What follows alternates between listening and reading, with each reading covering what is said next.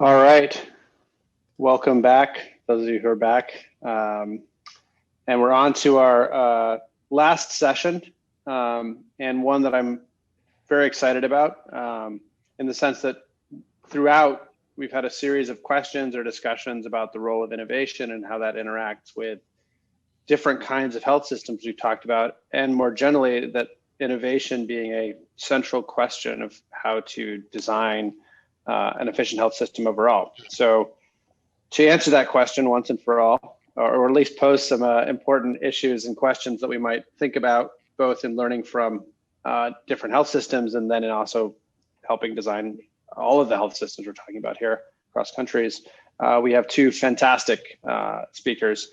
First, we're going to have Matt Grennan talking about medical devices, and then Amitabh Chandra talking about drugs. But obviously, the more general questions of innovation will cut across all of those.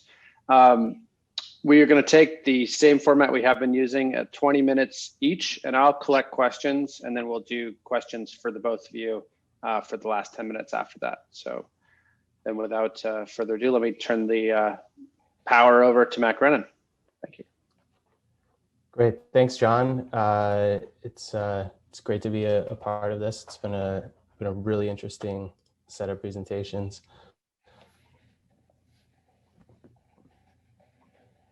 Fire up slides here. Okay. All right. So the topic I wanted to talk about today is one that's actually been in the news and maybe on the minds of the average person a lot more than it typically is, due to the current pandemic. And this is the background of this slide is just a New York Times headline from I think like 4 or 5 days ago, talking about how we may have a few vaccine approvals this spring, but there may be a lot of chaos and confusion after those occur due to the fact that there may not be a ton of evidence on the efficacy of those vaccines. And so our choice on whether to get vaccinated, the value of that, which vaccine to get if there's multiple, may not be a very informed one.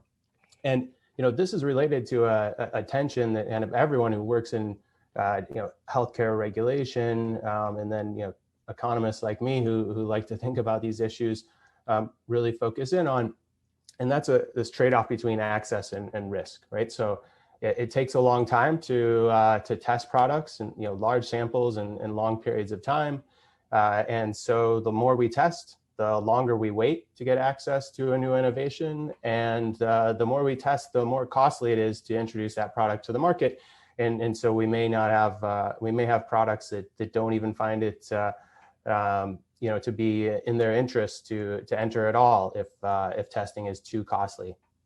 And on the other side, more testing provides more evidence about the both safety and efficacy of the product. And then once a product's on the market, we face a lot less risk, a lot less uncertainty about what products we might want to use, and whether or not which products are best for which people. And so I was asked to talk about things in context of medical devices. So I figured it might be useful for everyone to do a very quick primer on medical device markets and as it relates to kind of this topic of innovation. So this slide here is, so this here is actually a defibrillator or pacemaker defibrillator, and it's an implantable one. And this is actually showing you a little bit about innovation here. Historically, you had something like this that was attached to your chest and had some lead that took it to the heart tissue. Now there's a tiny little leadless implantable thing here that is the whole thing in one tiny little package. And so, what does it take for a product like that to start to go to market and actually be implanted by physicians? So a lot of testing, starting with kind of bench testing, animal testing, early human tests, and some of that is very useful in ruling out things like materials that don't work in the body, short circuits, etc. But there's a lot of a lot of uncertainty and a lot of kind of efficacy questions in particular, or kind of safety questions related to rarer side effects or longer term side effects that can only be answered by doing pretty large scale trials and large scale human testing over time. And that testing might be some combination of voluntary by manufacturers or required by regulators. In general, we do not see a lot of voluntary testing beyond that that's actually required for these sort of products. Now, on the adoption side of things, for these medical technologies, like say a defibrillator, we're thinking about the cases where this is a physician, in this case a very specialized physician, who's going to be choosing among products and deciding whether or not to actually use these and implant these in a patient. And typically in both the EU and the US, the way these markets will work is that the payers will pay something for a procedure, and then either the payers or often the hospital actually will foot the bill for the technology, the device that's used in that procedure, as one of the costly inputs into that procedure, despite the fact that the physician is the one who's actually making the decision about what to use. And so there's really kind of two key features I want to accentuate here that are important to think about when you think about medical device markets here. And the first is that these are devices that are used by people, right? So something that really differentiates, I think, a device from most pharmaceutical products is that in the case of a surgeon implanting something, the effect you get from using this is not only the technology itself, but it's the surgeon using the technology in some sort of procedure. And this fact even goes for things like the Apple Watch that's here. But in a lot of the technologies, at least historically, that have led to a lot of the large sort of quality of life gains and increases in expenditures, these are things like the defibrillator here that are not like the Apple Watch, that are used by specialists. So these tend to be, the reason I accentuate that is because these will tend to be people who actually kind of understand the results from this testing. And I'll circle back at the end and think about the extent to what we know so far from these types of markets might extend to a lot of the new technologies that are more digitized and more consumer focused that are I think going to be a big part of medical innovation in, say, the next 10 to 20 years. The other thing to know is that there's a lot of variation in the evidence that's generated for different types of devices. So in the US, if you've seen John Oliver talk about this, for example, he talks about the segment of devices that don't see a lot of testing. And that's kind of a very interesting feature of the US market, is we have quite extensive testing for things like defibrillators and very little testing for other sorts of device products. The other kind of interesting thing I want to talk about, which will be most of what I talk about today, is that there's been a lot of differences across countries in how they've regulated different devices, even the exact same devices. And in particular, for high-risk devices like the defibrillator here, historically, the US and the EU have had very different approaches to regulation. So what I'm talking about here is some very recent reforms in the EU. Historically, sort of class 3 devices, so these are the highest risk devices where if something goes wrong with it, you're in bad shape. The US would require what's known as a pre-market approval by the FDA, and that's going to require some evidence on both safety and efficacy of the device. And usually we're talking kind of large scale phase 3 trials, a lot like a pharmaceutical product where you have hundreds, if not thousands, of patients and some sort of mortality or other clinical outcome that you're measuring at the end of the day. Versus the EU, historically, to get a CE mark from a notified body to get authorization to enter the EU, you'd have to prove safety and performance, which sounds a lot like safety and efficacy, but turns out to be interpreted quite differently in the sense of lots of trials to get access to the EU and a CE mark for the exact same product might be 50 patients or 100 patients, maybe even only a single arm trial with no control group, and so quite different from the US. And just to give you a more tangible example, a paper that Bob Town and I recently published looks at coronary stents for 10 years in the EU. And you can see here, just in the sample of products that we have in our data, the U.S. trial size is about 5 times the average trial size for a product in the EU, and there's more trials, and then this ends up mattering a lot for what products you see in the marketplace. So whether you look at the straight numbers that are market level or the numbers in parentheses there that are hospital level, you'll see about 4 to 5 times the number of manufacturers and products in the US relative to the EU. And you see a significant delay for entry into the US for the same products relative to entry in the EU. And so for stents, at least during this time period we study, what you see is the EU has a lot of products that just never enter the US. And even for those products that eventually enter the US, you're seeing about a 1.5 year lag, which basically means you're about a generation behind in this technology in the US relative to the EU. Now we kind of do some work trying to go beyond that, right? So this table kind of told us there's kind of action on both of these dimensions, right? So there's more clinical testing, and so potentially maybe there's less risk being faced by U.S. consumers in knowing about these products, but they're also waiting a lot longer and getting access to a smaller set of products. And so we do a bit of work in the paper to try and think about what actually is happening there, and it seems that the evidence really points to that EU physicians are actually learning from the US trial testing outcomes. So what you see when you look at product usage patterns in the EU for those products that are actually being tested for US approval, are things like, as US evidence is released, heterogeneity in usage patterns go down. So kind of volatility and uncertainty measures seem to go down. On average, products, as that volatility decreases, usage goes up. But you do see products when bad news comes out that usage goes down, right? And so we kind of first start with that descriptive evidence there, that there actually does seem to be some learning in the EU from the US, and then we try and think through the lens of a kind of more structural model about actually capturing this trade-off, right? So how do we actually measure what value is being created by that learning in terms of less risk being faced in choices in the market versus this cost in terms of both delay for extra testing, but also as testing costs increase, we might see a lot of that tail of products that actually enter the EU, these kind of smaller niche products actually not decide to actually forgo the cost of testing anymore.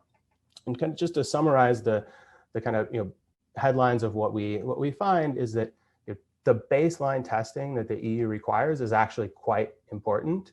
In terms of the kind of heterogeneity across product qualities that we measure in the data is enough that if there were kind of no testing like the EU requires, there would be significant sort of a decrease in usage of products at all in the market. So this is kind of like you might think of as the chaos and confusion type of world that you'd be in.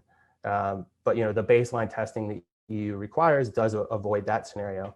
That being said, the US testing levels, at least for coronary stents during this time period, seem to be closer to what kind of an optimal testing regime looks like. So EU testing is quite a bit lower than the optimal trade-off between risk and access, at least for these products during this time period. And the other thing that we look at that I find especially kind of an interesting thought experiment and a real relevant to real policy decisions being made right now is this idea of post-market surveillance. So the idea that by collecting evidence on what's happening even after a product is approved for use in the market, we can continue to revise what we know about a product and update that and kind of increase and decrease the risk while still having some level of access to a product.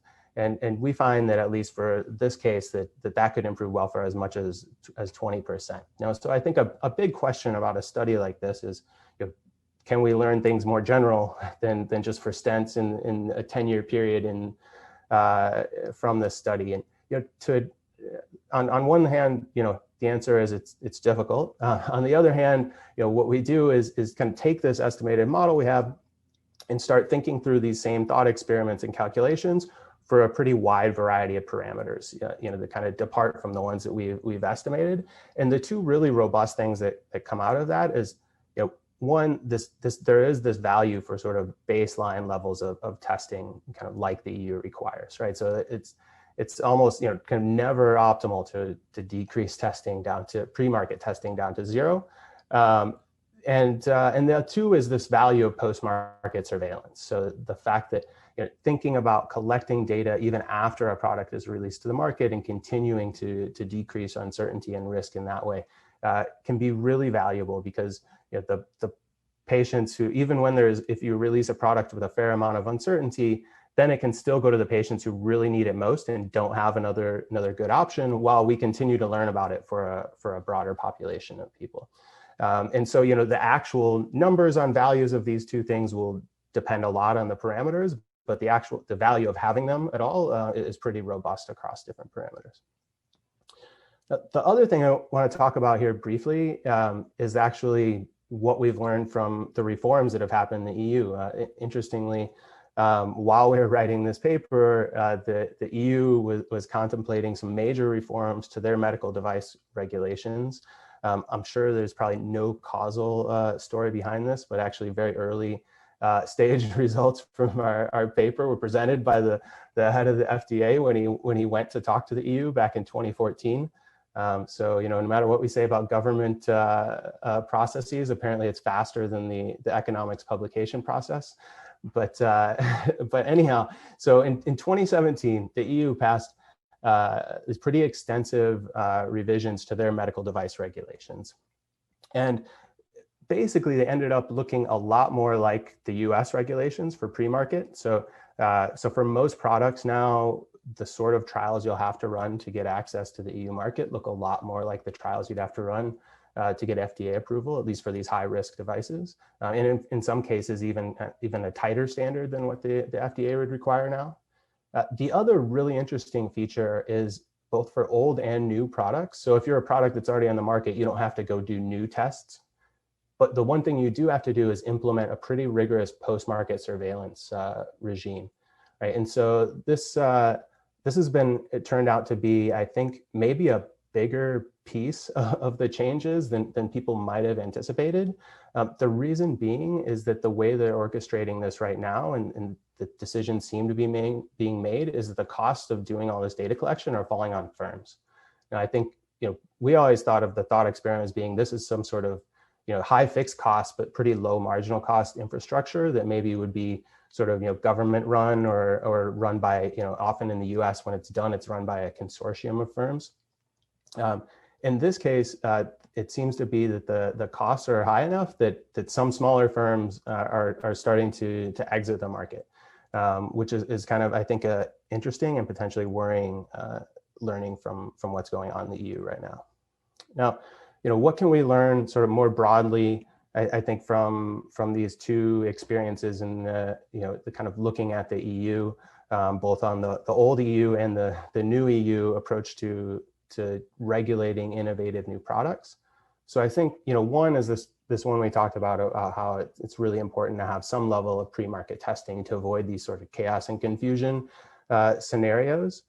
The thing I kind of point to there that I think is important as we move from these more specialized products into maybe more consumer-facing products is that understanding the results of this testing is a really important feature, right? When you have cardiologists who are interventional cardiologists who are kind of always looking at the new technologies and eager to adopt, maybe that's not a huge deal. When you have things like the Apple Watch here at the bottom, or COVID tests here, I think that's a much more salient issue, kind of tying in with some of the the last sessions, I think, discussions around consumer decision making. And so I think that's something that we'll need to think really hard about as we move forward with with getting more and more sort of home health, consumer facing devices into the market. The other is just this post-market surveillance thing makes a lot of sense, but I think we're going to have to be really careful about how we think about the costs of compliance and where those fall, right? So in particular, medical devices are full of lots of relatively small market, niche market products. And part of that has to do with just, how varied and fragmented the different use cases are for a medical device. But part of that also has to do with because getting back to this issue of they need to be used by physicians, changing what physicians actually do it tends to be a pretty long process, right? And so if you have a truly innovative product that's going to require physicians to start doing a new procedure that they've never done before, that's going to probably be a small market for a good number of years before something takes off, even if it has pretty enormous potential. And so I think these issues about costs to firms and when they're incurred as we think about regulation, I think is something we'll have to be careful about. And that's all I have. Thanks. Great. Well, thank you, Matt. Stayed right on time. Excellent. Well, let me turn over the mic to Amitabh Chandra here from Harvard University, talking to us about innovation in the drug sector, something we've already heard today from John Gruber earlier, but diving a little bit deeper. Amitabh, the floor is yours for 20 minutes here. Awesome. Okay, so thank you for inviting me, John and Ben. As you know from my own work, I've not actually thought about the international perspectives on the topic that I'm talking about. So your conference gave me an opportunity to put some thoughts together. So I'm very grateful to you for that. So let me just start. I'm going to essentially show you 3 facts, and then I'll give you my interpretation of the 3 facts afterwards. But there are probably other interpretations of these 3 facts that we should definitely explore. The second thing is, I think there was this point that you raised, John, about how we want to think about patient cost sharing incentives for doctors on prescribing these drugs. I'm not going to talk about that in my slides, but happy to talk about that more in the Q&A. I'm really going to focus on innovation in the biopharma industry. And I'm going to start with a paper that comes from the Economics Journal that I think has been incredibly influential in Washington as Congress starts to think about this idea of tying U.S. prices to foreign prices. And this is this is just an amazing paper in the RAND Journal by Pierre Dubois, Oliver Mouzon, and Fiona Scott Morton. And I think the key there's many takeaways from this paper, but just to kind of one takeaway is their punchline number on how much revenue does a manufacturer need to see on average to produce one more drug. And I think of that number as being $2.5 billion. Now, just to note, and this is a number from their paper, they're not saying it costs $2.5 billion to bring a new drug to market. It might actually cost $2 to bring a new drug to market. But if you think about the problem that like VCs are facing around, looking at the discounted expected, the discounted expected NPV of an investment, well, then on average, you would need about $2.5 billion. And for some drugs, it's going to be a lot less. For some drugs, it's going to be a lot more. So if you were on with that $2.5 billion fact, one set of things you can start to do is to ask, well, what are the countries in the world that are capable of generating the market size necessary for the $2.5 billion? And I think one simple way to think about this is just what we saw with coronavirus. So if you think about March the 5th, March the 6th of 2020, there was still a sense in the US that maybe coronavirus would not come to the US. Maybe a quick shutdown would help. It really took the US and European markets to be infected. In other words, for the signal of market size to manufacturers to reach close to $6 billion. And then suddenly you saw, like literally 100 vaccine efforts underway. So it's not like we changed the science. It's not like we pumped a ton of money into basic science and virology. That science was sitting on the shelf. Come like March 2020, where like the market size has grown, it's large enough that this is worth allocating risk capital.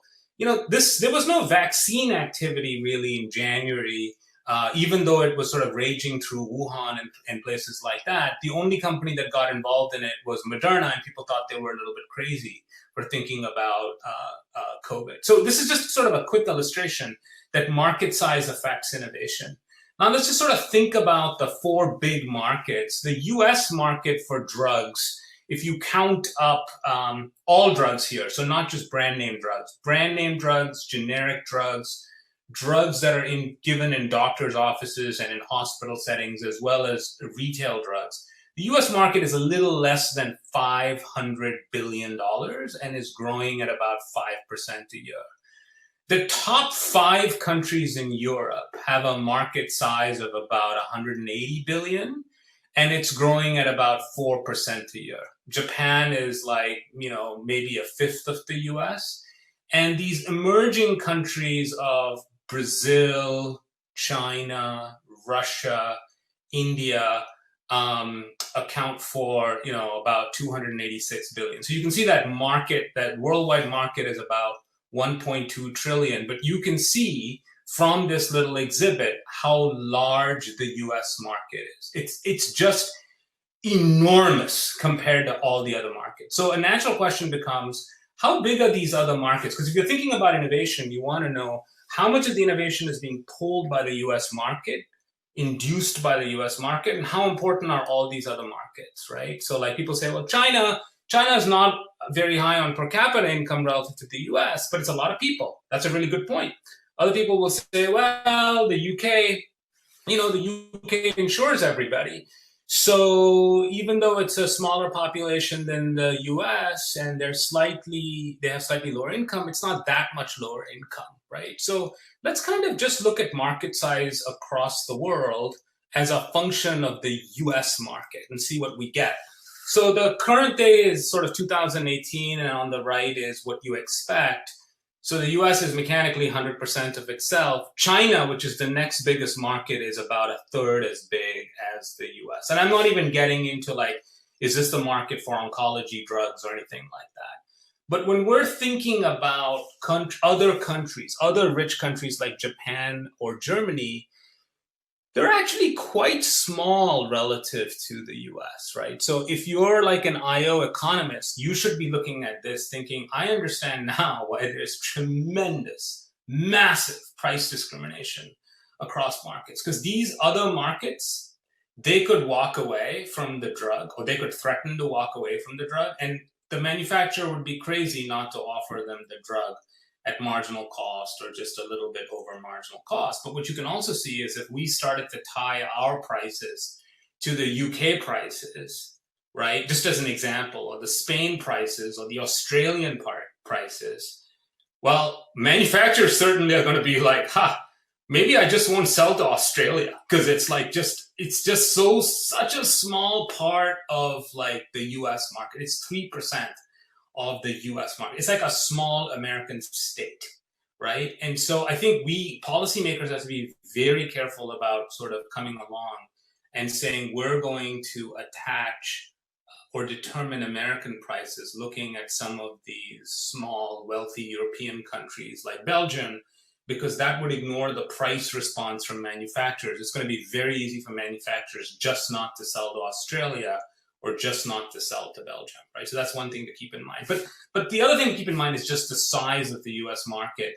And I hope you're thinking now ahead to what that means for innovation. If you're a VC company doing innovation in biopharma, what you're going to be thinking about is that US market. It's not like you're not thinking about those other markets, but they're really just small. You're not thinking about, some price negotiation in Australia, some novel thing in Canada, because Canada is just way too small. Like VCs are not thinking about what the state of Kentucky is going to do, right? And some of these markets are smaller than the state of Kentucky, right? So let's talk about US innovation then. Here's what happened, right? Like this is what there's a challenge with sort of relying on the US then, because whatever the preferences of the US are for pharmaceutical innovation is what the whole world will get. And if you look at kind of all the drugs approved in 2017, half of those drugs were orphan drugs. So these are drugs for very, very, very small populations, right? And so on the right, I have an exhibit of the world's most expensive drug, Zolgensma. Zolgensma is a gene therapy for spinal muscular atrophy. It retails for $2 million. Something like Luxturna, which is a gene therapy for inherited blindness. If you have both copies of the RPE65 gene mutated, you can take Luxturna and you can see, right? Well, the quality associated with sight is enormous. So Luxturna retails for $850,000. And where I'm going with this is, if you think about the first fact, which is that the US market is very big, or you think about my pre-fact that you need about $2.5 billion in revenue to induce this innovation, and a lot of that's going to come from the US market. Well, the US appetite for innovation tends to be in orphan drugs, and a lot of it actually tends to be in oncology. All the drugs that you see a 1 next to in those little circles, those are oncology drugs. So like a huge chunk of US innovation is geared towards oncology. In fact, if you look at every clinical trial out there, phase 1, phase 2, phase 3, and you look at what therapeutic area that clinical trial is in, what type of cancer, what type of cardiovascular disease, what type of neurology, what type of psychiatry, this is kind of what that map looks like today at a point in time. And you can see that it's skewed towards cancer. Cancer is incredibly important, but it's 15% of the disease burden. If you measure the disease burden as DALYs, sort of disability adjusted life years, cancer is 15% of the disease burden, 30% of the innovation. Mental health is a much larger share of the disease burden, but a much smaller piece of like where R&D is going. And so what is happening in the US, the signals that the United States market is sending biopharma manufacturers is exactly the innovation the rest of the world is going to get. So if the rest of the world is like, well, we would really like a drug for mental health, we're willing to pay a lot more, chances are you're not going to get it, right? Because they're just too small a country to really be able to induce that innovation. So I think this is important as we think about needing a large armamentarium of treatments against the next coronavirus and the next coronavirus and the next coronavirus. Like ultimately, the US market is going to have to start to think differently about its privileging of, say, oncology drugs relative to drugs that might treat infectious disease. And we'll come back to that theme in a little bit. I think another way to highlight this is the way I teach it to my students. Like, just think about these two very different diseases, right? Malaria, 216 cases last year alone, 700,000 deaths. Gout, it's like the opposite of malaria. You get gout by, eating salami, and you hang out and conferences in Europe with Ben Handel. That's how you get gout, right? So that's Henry VIII. That was his recipe for getting gout. And, no one really dies of gout. It's very painful. No doubt about the fact that it's painful, but like it's wealthy people who get gout. It's not poor people in sub-Saharan Africa who get gout. What's interesting about gout versus malaria is, just gout, just to kind of point out, like, why is it that there isn't innovation in malaria? It's because you would have to sell your great treatment for malaria to poor kids in sub-Saharan Africa. There's no market. You can't charge the poor kids in sub-Saharan Africa even $1. And so unsurprisingly, if you look at clinical trials for gout versus malaria, for malaria, you have the one clinical trial that Merck has been doing forever, but nothing really seems to come out of it.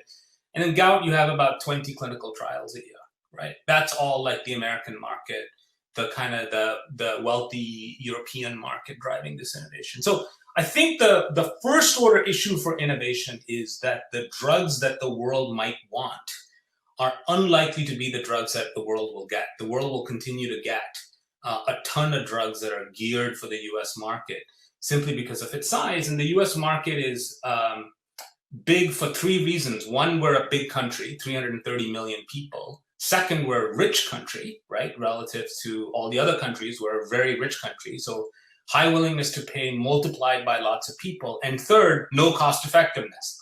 So like if you invent something very, very expensive that has a marginal improvement in outcomes, very marginal, we will cover it. So if you get very high willingness to pay multiplied by sort of no constraint on whether we're going to cover it or not. Medicare and Medicaid have to cover it regardless of, as soon as an FDA approval happens. And then you get a relatively rich country. You can see why the US market is so big. The other thing I want to talk about is sort of like, if you're talking about innovation, then where is the innovation happening? I'll just show you 3 slides on where the innovation worldwide is happening. So think about science. So I'm not talking about patents, but I'm happy to talk about patents. Think about a stage of innovation that precedes patents, which is just doing research in science journals. Let's look at basic science publications in top 7 journals, which are the BMJ, Cell, JAMA, Lancet, Nature, New England Journal, and Science. And let's look at the top 10 cities in the world that publish in these 7 journals. And in this graph, I'm only showing you basic science publications. What is basic science? Basic science is like papers that have nothing to do with disease. So it's like a paper about an isomer bond. It's a paper about anatomy, basic anatomy, not even of human beings, right? It could be about human beings, but it's just like, what is the anatomy of a particular limb in a mammal? It's about organisms. So like, it's about like, how does a virus infect a bacteria? And it's about phenomenon, like basic biological phenomenon. Like how does, the ribosome take an mRNA structure and produce something with it, right? So it's all about that. That's basic science. It's nothing to do with disease. You can see the incredibly important role of Boston and San Francisco and the Bay Area in this innovation. You can see New Haven in this. The point is, all the other American cities are not in the top 10. So if you look at a city like Houston or Nashville or Columbus, great American cities are not in the top 10. But the point I'm making here is no non-US city is in the top 10, right? Now, what about translational science? So this is science about diseases. It's not about necessarily treatments, but it's really about like, we're doing something in oncology, does it work? It's sort of the biology of the oncogene, right? That's translational science. And there again, you see no non-US city is present in the top 10. And then finally, you might say, well, what about clinical science? Clinical science is really like surgery, diagnostics, devices, imaging, right? Who's publishing in the top 10? No non-US city. So why is this? The reason is actually very, very simple. A ton of the VC money is going to these 10 cities, right? And I don't know if there's allocative inefficiency there. Like, you could look at this and say the VCs are just missing a bunch of really good science that's coming out of other cities around the world, like Tel Aviv does great science, London, Paris, Helsinki, they all do great science. The VCs don't think that that's where the great science is happening. They're investing in these cities, and you can see in green is biotech, in crimson is pharma, and then there's like all the other stuff that Matt was talking about that's equally important. And these cities soak up a lot of that kind of dollar flow as well. So it's not just that the U.S. kind of pulls this.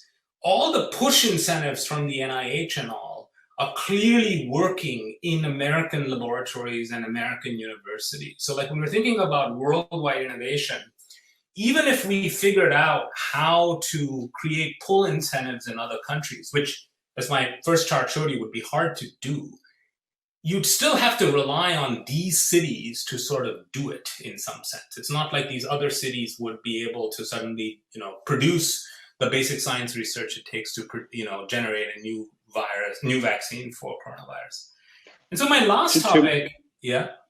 Okay, 2 minutes quickly here around time. Oh, let me just stop then and then wrap up. I'll give you, I didn't take 3 or 4. I don't want to cut you off. I'll come back to it. I think the punchline is that this is by far the largest market in the world. And so it will shape biopharma innovation for many, many years.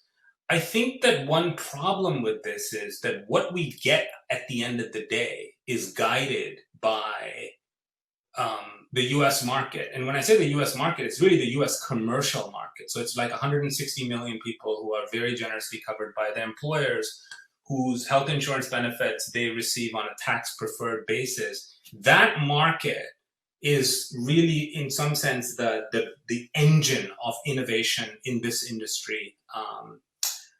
But it has some huge social consequences. We're very unlikely to see big investments in tropical and infectious disease as a result of this market. I think that this, disproportionate role played by the US means a very large opportunity for price discrimination across countries, because it's going to be very easy for small countries to tell manufacturers that they're going to walk away. They could walk away. And because they could walk away, or they're willing to walk away, we're not willing to walk away. A lot of other countries are willing to walk away from medicines. They can get them at a much lower price. So you can see this appetite in the US, it's on both sides of the aisle, to be drawn to international reference pricing. I think some topics that have gone unstudied is just the quality of basic science research, and how much of a role that plays in the innovations that come to market. And then there's also just the role of, US risk capital markets in allocating that risk capital across the world. They appear to be allocating it disproportionately to American cities. On the one hand, there's some evidence that that allocation is efficient. Where the money goes is very much the same cities that are producing the very best papers. So the VCs appear to know that. On the other hand, you wonder if there's other innovations in other cities that the VCs may be missing. And I should just point out, for the graduate students in the room who are sort of interested in just finance, the quality of VC bets has largely been understudied. There's lots of reasons to think VCs get it right. This is this is capital markets, so that money can move very quickly. On the other hand, the funds, as you all know, take 10 years to pay out. Most of them don't pay out. Still, they're able to raise their next fund. I think we could do a lot more on characterizing the success of this industry. And then, I just wanted to make one point of clarification. Someone might misunderstand my comments. I'm not saying that what we've seen above is a good thing. I'm actually pointing out that some of that pull that happens in the US market is the consequence of a total lack of cost effectiveness, especially in Medicare and Medicaid. So there might be allocative inefficiency. We might be, quote unquote, investing too much relative to, say, putting the money into schools, or putting the money into infrastructure, or putting the money into some other thing we could do, like devices, than we are doing. So I'll stop over there. Thank you, John. Great. No, thank you very much, Amitabh. That was incredibly insightful and opens up and starts to think about a lot of the key issues we're dealing with. Let me, there's a number of questions. Let me start with one that I think cuts across both of your talks. And it specifically, and the specific question to Matt is kind of, to what degree is the issues you identify with scale of trial a function of the EU countries doing some or all of this alone versus having a coordinating entity? And then I would zoom up and related to John Gruber's earlier comments that one big thing we might want to do more of is have the regulator involved in actually coordinating and conducting trials and post-market surveillance. I'll add that to put words in his mouth a little bit, particularly on the data collection side.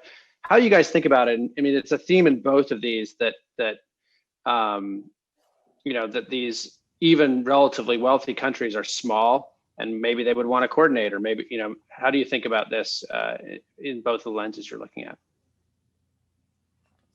Matt should take that. I mean, I think at least, I think the government kind of funding of things can be, I think, helpful, but a little tricky. To the extent that market success is actually at least correlated in some way with quality. I think it's ex ante. It's a little hard sometimes, right, to know how to allocate. Like if government was significantly subsidizing clinical trials, for example, you kind of want the people who are going to gain from that to have some skin in the game, I think, in making that decision. I think one of the big challenges always that people talk about, I think, in both pharma and med tech is how much uncertainty there still is at the phase at which you have to make these significant investments. And that a lot of the kind of risk is really backloaded, right? Like you can, work on a device or a drug for, 10 or 20 years or something like that, until you figure out that it actually doesn't work. And so,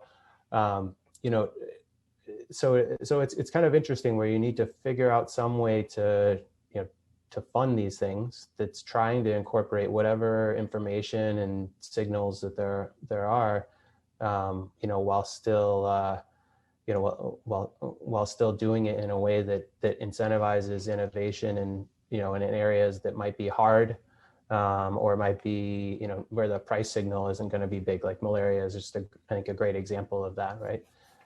So this is where it seems like some of the things we've been talking about for the coronavirus, like trying to encourage pre-commitments to certain things, conditional on some types of levels of success, like those might be the sort of model that it's always been a little interesting to me that there aren't more sort of competitions held. Like it just seems kind of crazy to some level that the world hasn't banded together to offer a big pot of money for doing a good job of developing a malaria drug, for example.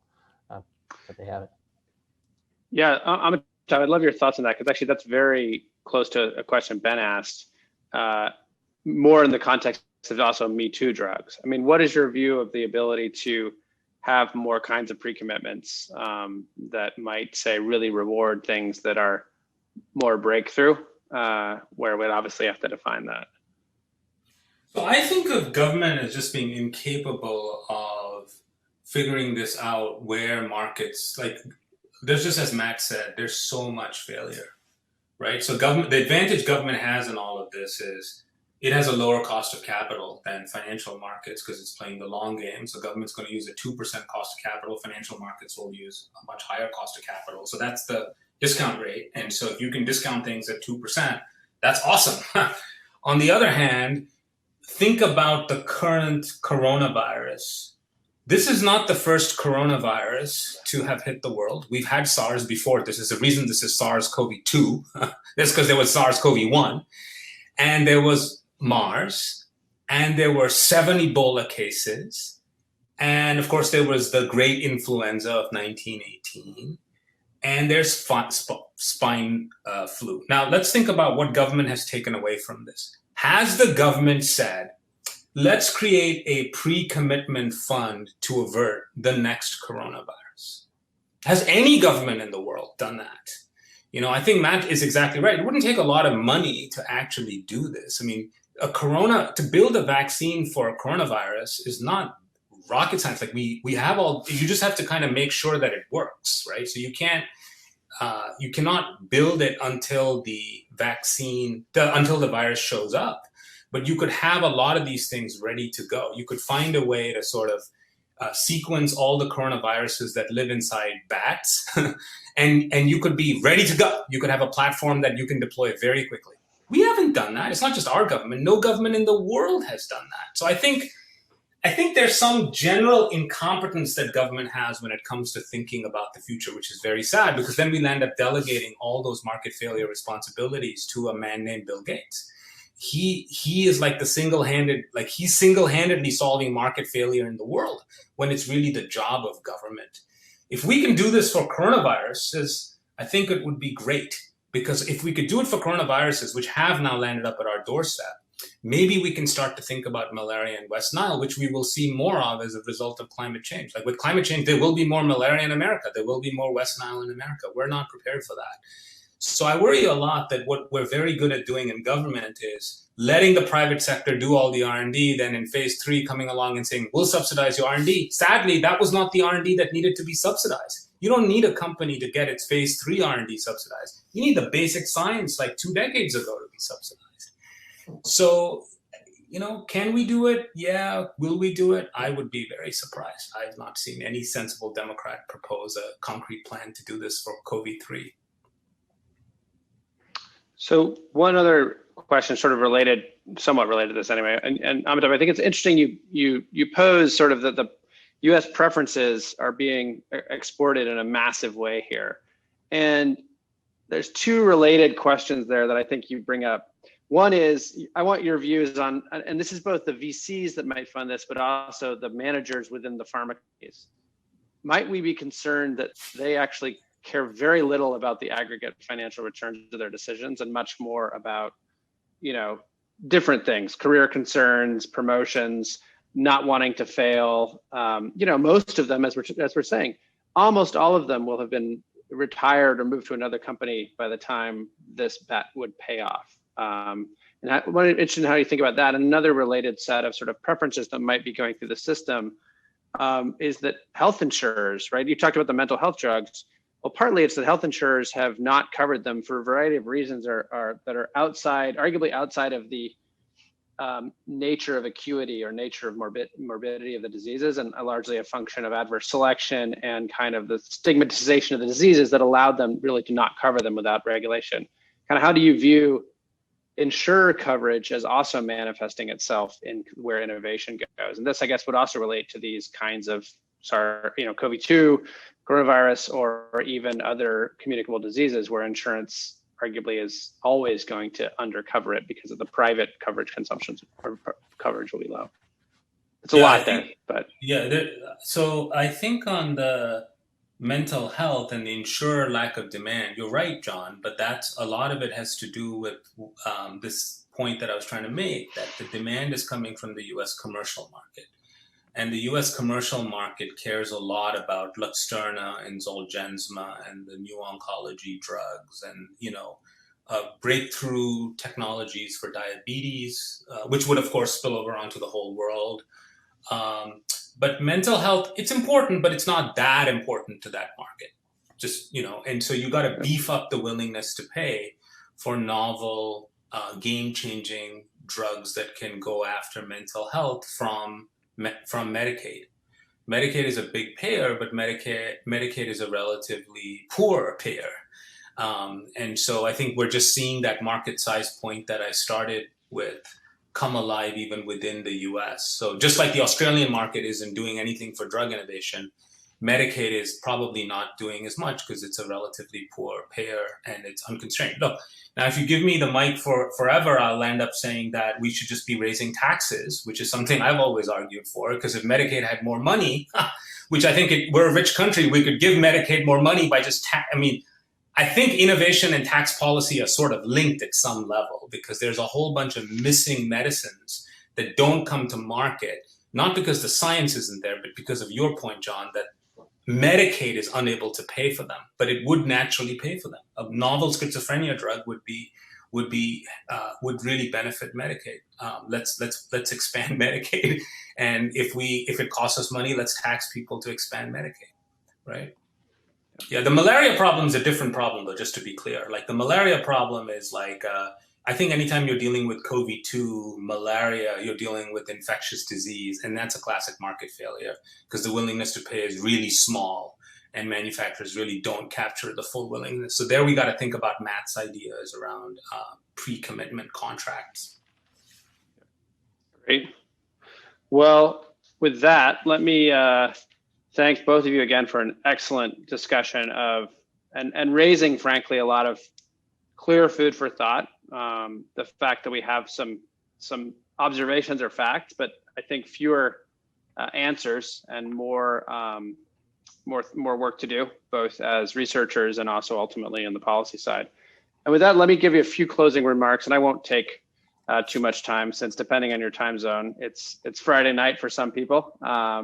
And lunchtime for others. But I did want to try to wrap up. And let me begin by thanking very much Robert Field for his generous support of this conference and his effort at healthsystemfacts.org to try to basically have a fact-driven discussion of international health systems that's consistent with the effort of this conference to cut through the narrative, which certainly is often the case in the policy discussion or the popular press, but even within economics to some extent there, I think we have been a little bit too quick to say, well, that country's different, or, everyone says they spend less and live longer, but what do we know about their health system? And one goal of this, or a major goal of this conference, is to motivate a discussion about particular micro foundations, particular policy experiments, particular evidence across countries that can be informative at a more rigorous level, I would argue, than these kind of macro observations to us as health policy researchers and health economists, and also ultimately to changing some of the discussion about what we can and can't learn from other systems, rather than just dismissing them out of hand as either completely socialized medicine or not. And so I hope we can go that way. It's sort of in the theme one effort here is in to paraphrase the sort of Keynes comment that how lots and lots of things are beholden to defunct economists in dark rooms. And we're trying to become those where we have a lot more to say that can filter into the broader US narrative as we may be changing and trying to improve our health system. So let me, on that theme, a couple of next steps and goals, and then I'll go through some kind of big theme takeaways that I saw. But we will be reaching out to all participants and then more. One goal is not just to have this conversation, which I will personally say has been incredibly productive and fruitful. And as someone who attends a lot of these, I used to attend them in person. It's now a lot more on Zoom. Often you see lots of technical papers that are much like your own, ostensibly cutting edge research, and you learn a little bit and you advertise your work. But this has been incredibly informative about core questions, evidence, big picture facts that we need to know to answer the big kinds of questions that are coming down the pike about how we deal with new, incredibly rare and expensive drugs and diseases, or how do we structure an ACA if it is thrown out by the Supreme Court, but in fact we get democratic leadership, right? So these questions from the managed competition all the way down to cost control in the NHS or Taiwan or data infrastructure in Taiwan are actually very relevant to the conversation that we would have. So I personally, and I hope others have found it interesting along those lines.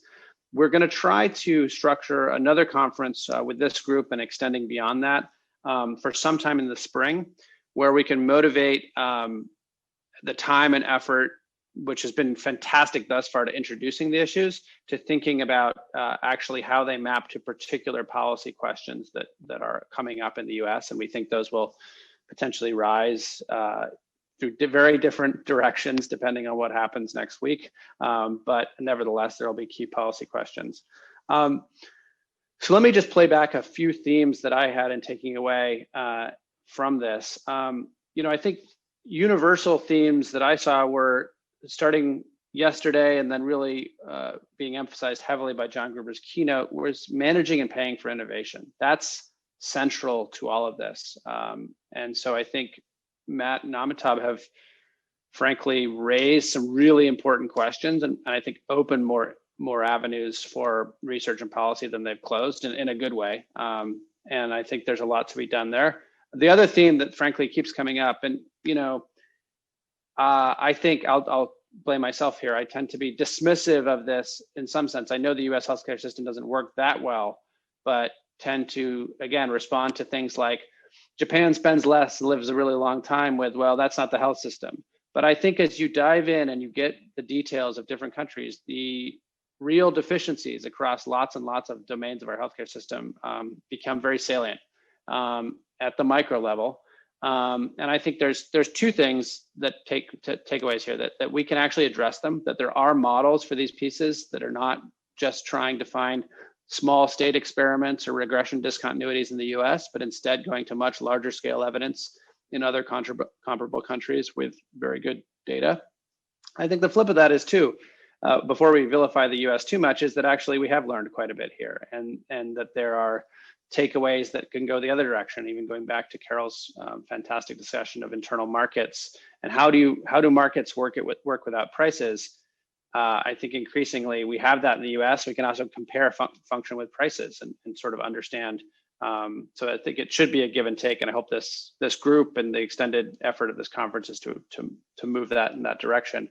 The other big theme, which I think is very clear, is that political economy is so critical.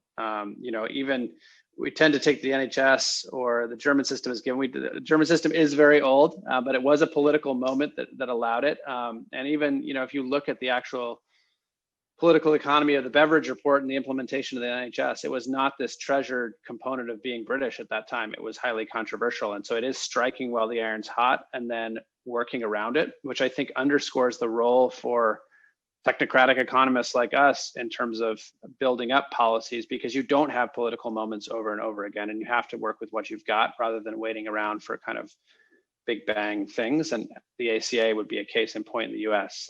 Obviously, there could be some big changes, but we'll see. Let me think some other things that I just want to highlight.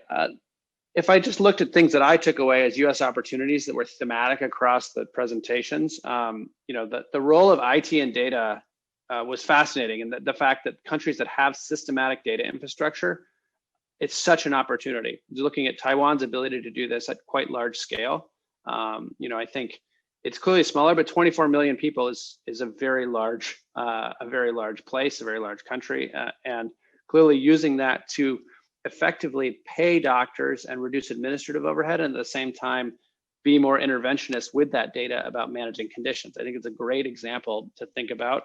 The Nordics and the great work that we heard on extending these data and the role of health beyond the confines of physical health itself, and thinking about the interactions with the broader social safety net and social infrastructure. The fact that investments in may be much more effective than educational interventions later, right? Trying to get people not to drop out of high school is a very expensive way to try to improve outcomes, whereas investments in early childhood health are incredibly productive. And we saw, in fact, that the ability to do this and measure these results is largely a function of the comprehensive data infrastructure. And that's something we should clearly be thinking about. And relating that to innovation, I think coming full circle, both Matt and Amit made